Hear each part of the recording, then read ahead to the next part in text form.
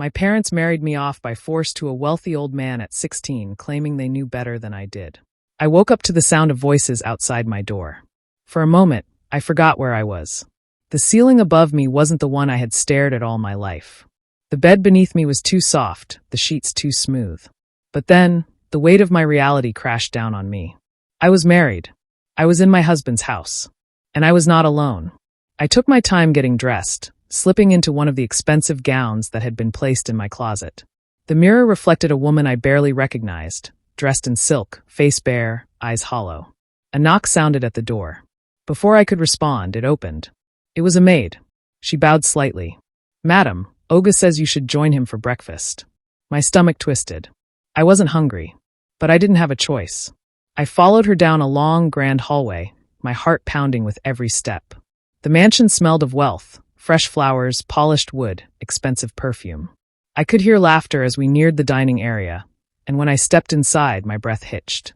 The table was long, covered in food I had only seen on TV. Waffles, eggs, grilled fish, fruits arranged like a painting. My husband sat at the head, a newspaper in hand, his glasses perched low on his nose. Seated beside him were the other wives. I recognized the first wife immediately. She sat poised, sipping her tea like a queen on her throne. The second and third wives were younger, probably in their late 20s, their faces unreadable as they whispered to each other. The room went silent as I entered. I felt their eyes on me, judging, measuring. My husband looked up and smiled. "Ah, my beautiful wife is awake." I forced myself to smile, even though my stomach felt like it would burst. "Sit," he gestured to the empty seat beside him. I moved slowly, feeling every pair of eyes following me. As soon as I sat, a maid appeared with a plate, piling food onto it. The first wife cleared her throat. "I hope you slept well." Her voice was sweet, but her eyes were sharp. I nodded. "Yes, thank you."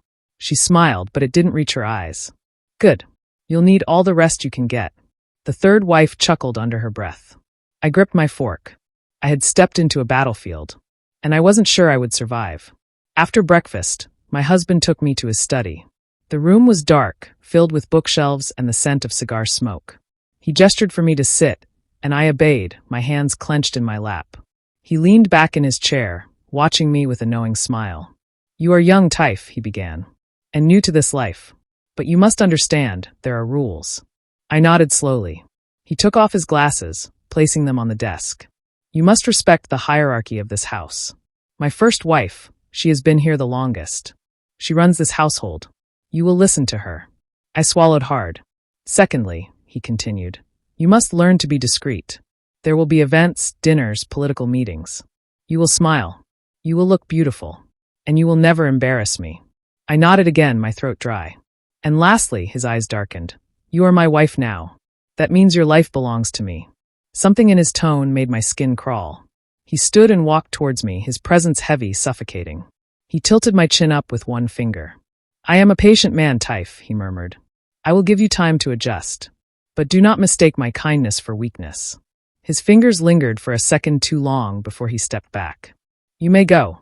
I stood quickly, my legs unsteady, my heart pounding so hard I thought it would crack my ribs. I left the room without looking back. I had learned something new today. This house was not just a home. It was a kingdom, and I was just another pawn. Days became weeks, and I learned how to exist in my husband's world. I learned to smile at political gatherings, to sit beside him in silence as men in Agbada discussed power and money. I learned to lower my eyes when the first wife spoke, to avoid the sharp glances of the second and third. But most importantly, I learned that wealth had a price. And I was paying for it. I had been dreading it. The first night he had let me be. The second too. But I knew it wouldn't last forever. It happened on the 8th night. I had just finished bathing when the knock came. A soft, deliberate sound against my door. I froze. My fingers clenched around the towel wrapped around my body. Another knock. Then the door creaked open. I didn't have to turn to know who it was. His presence filled the room like thick smoke, suffocating. "Taif," his deep voice murmured. "You look lovely." My skin prickled. I turned slowly, forcing a small smile. "Good evening." He stepped forward, his eyes roaming over me. "I have given you time to adjust. Now, it is time to fulfill your duty as my wife." My throat tightened. I wanted to run, scream, disappear. But I couldn't. Because I knew the truth. This wasn't just my husband. This was the man who had lifted my family from poverty. The man who had built my parents a home, sent my siblings to private schools, given me a future beyond the slums. And this was the price I had to pay. I closed my eyes as he reached for me. And that night, I lost a part of myself I would never get back. The next morning, I sat at the breakfast table numb. The food tasted like paper, the voices around me distant.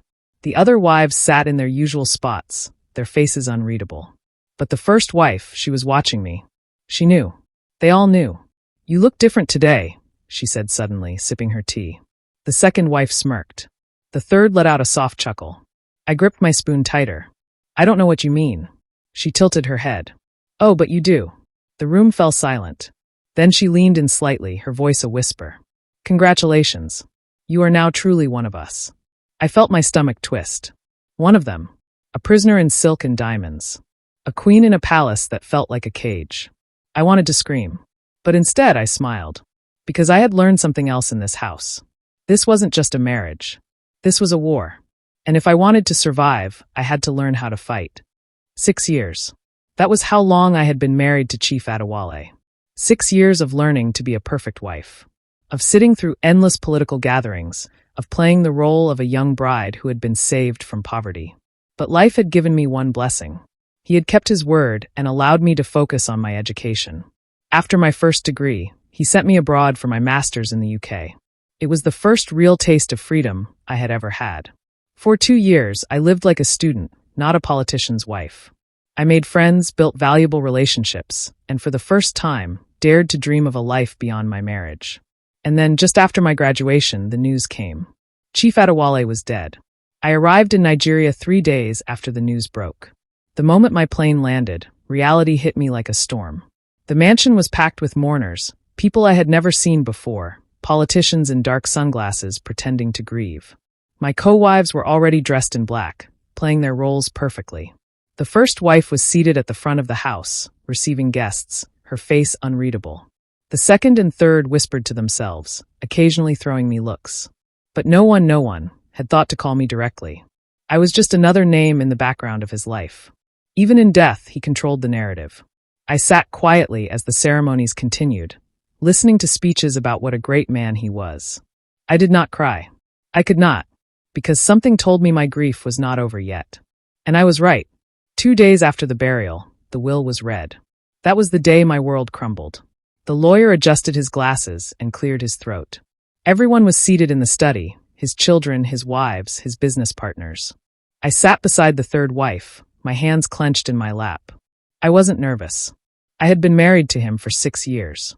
He had always said he would take care of me. Even though I had no children for him yet, I had sacrificed my youth for this marriage. I had given him my life. So when the lawyer began reading the will, I listened carefully.